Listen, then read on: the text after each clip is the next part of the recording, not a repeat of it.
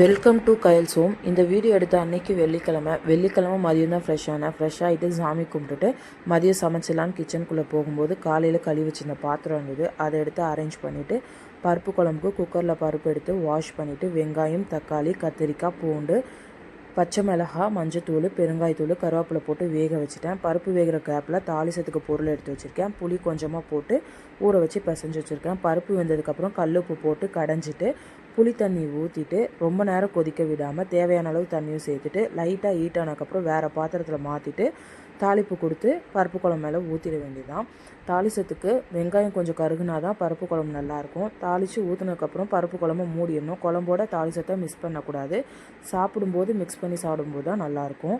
இதுக்கு சைடிஷாக கத்திரிக்காய் வறுவல் தான் பண்ணியிருந்தேன். இது எங்கள் அம்மா ஸ்டைலு. கத்திரிக்காய் வாஷ் பண்ணிவிட்டு கீழ்ப்பக்கமாக இருந்து 4 கீரல் போட்டதுக்கப்புறம் ஒரு கடாயில் எண்ணெய் விட்டு கத்திரிக்காய் பாதி வதங்கினதுக்கப்புறம் சால்ட்டு போட்டுட்டு திருப்பியும் கொஞ்சம் வேக வச்சதுக்கப்புறம் கரண்டியை வச்சு நச்சு பார்க்கும்போது நச்சு 4 பக்கமாக பிச்சு விட்டுட்டு குழம்பு மிளகாத்தூள் மட்டும்தான் இதுக்கு யூஸ் பண்ணோம்.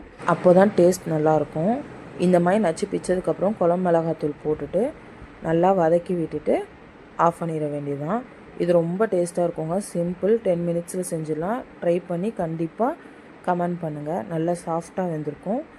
இது அப்படியே சுடுசோறில் பிசைஞ்சு சாப்பிடும்போது அவ்வளோ டேஸ்ட்டாக இருக்குங்க. குழம்பு கூட தேவைப்படாது, அவ்வளோ சுவையாக இருக்கும்.